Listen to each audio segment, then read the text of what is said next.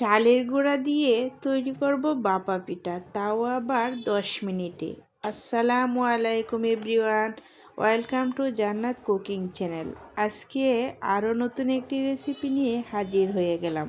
তুলতুলে নরম বাপা পিঠা। কিভাবে সহজে তুলতুলে নরম বাপা পিঠা তৈরি করা যায় সেই রেসিপিটি শেয়ার করব। পিঠা তৈরি করার জন্য চালের গুঁড়া নিয়েছি 3 কাপ। এখানে আমি ভিজা চালের গুঁড়া নিয়েছি, লবণ দিয়েছি 1 চামচ। চালের গুঁড়ার সাথে লবণটা ভালো করে মিশিয়ে নিচ্ছি, আর অল্প অল্প কুসুম গরম পানি দিয়ে আমি চালের গুঁড়ার সাথে মিশিয়ে নেব। পিঠা তৈরি করার জন্য সবচেয়ে গুরুত্বপূর্ণ চালের গুঁড়াগুলো ভালো করে তৈরি করতে হবে। এই জিনিসটা ফলো করলে পিঠা পারফেক্ট হবে ইনশাল্লাহ। এখন আমি অল্প অল্প পানি দিয়ে চালের গুঁড়াগুলো ভালো করে মিশিয়ে নিচ্ছি, ডলে ডলে মিশিয়ে নিচ্ছি। একবারে দলা যাতে না থাকে এরকমভাবে মিশিয়ে নিচ্ছি। মিশানোটা কমপ্লিট। এখন একটা চালনি দিয়ে চালের গুঁড়াগুলো চেলে নেব।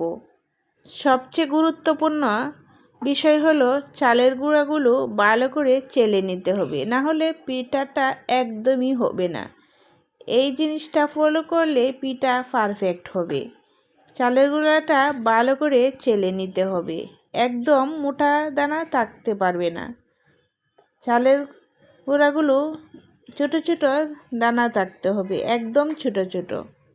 এরকম করে আমি সবটুকু চালের গুঁড়া চেলে নিয়েছি। দেখেন কত সুন্দর হয়েছে। এরকম করে চেলে নিতে হবে।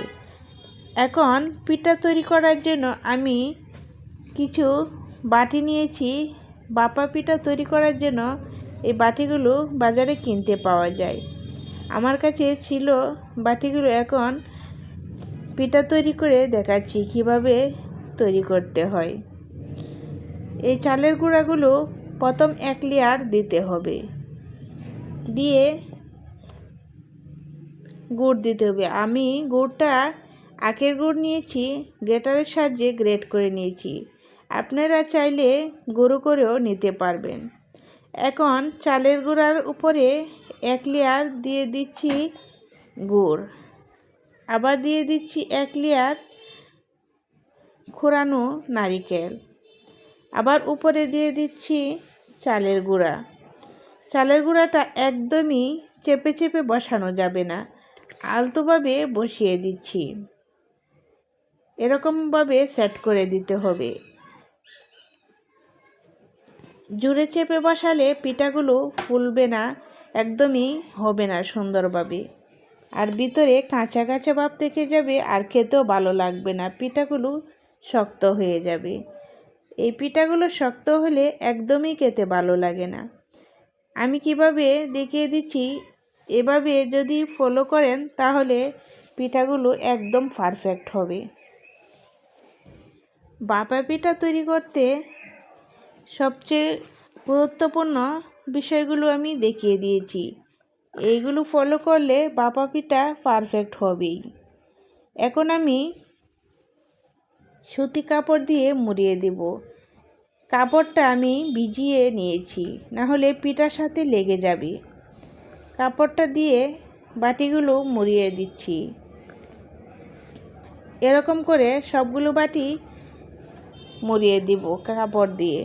কাপড়টা সবসময় সাদা নিতে পারেন, না হলে কালারিং কাপড় নিলে রঙও উঠতে পারে, পিঠার মধ্যে লেগে যেতে পারে।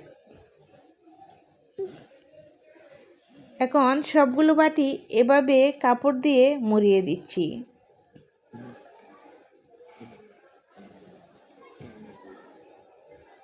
একটা স্টিমার নিয়েছি।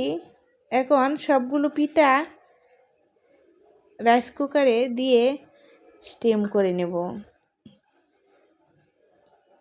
চাইলে চুলাতেও এভাবে দিতে পারেন।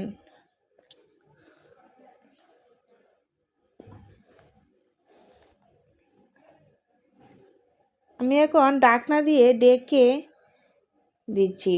ঢাকনার ছিদ্রটা টিস্যু দিয়ে বন্ধ করে দিব, তাহলে আর ভাপটা বের হতে পারবে না। আর ওদিক দিয়ে আমি পানিটা গরম করে নিয়েছি।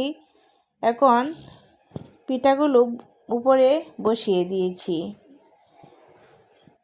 5 থেকে 6 মিনিট লাগবে, খুব বেশি সময় লাগবে না, তাহলে পিঠাগুলো হয়ে যাবে। এই যে আমার পিঠাগুলো হয়ে এসেছে, এখন দেখিয়ে দিচ্ছি কত সুন্দর হয়েছে। সবগুলো পিঠাই অনেক সুন্দর হয়েছে, অনেক সফট হয়েছে, খুবই তুলতুলে হয়েছে, একদম শক্ত হয় নাই। আমি ভেঙে দেখাচ্ছি, দেখেন কত সুন্দর হয়েছে। আশা করছি রেসিপিটা সকলেরই ভালো লাগবে। ভালো লেগে থাকলে প্লিজ সাবস্ক্রাইব করে নেবেন, আর পরবর্তী ভিডিওর নোটিফিকেশন পাওয়ার জন্য একটা লাইক দিতে ভুলবেন না। ফ্যামিলি অ্যান্ড ফ্রেন্ডসের সাথে বেশি বেশি করে শেয়ার করে দিবেন। আল্লাহ হাফেজ।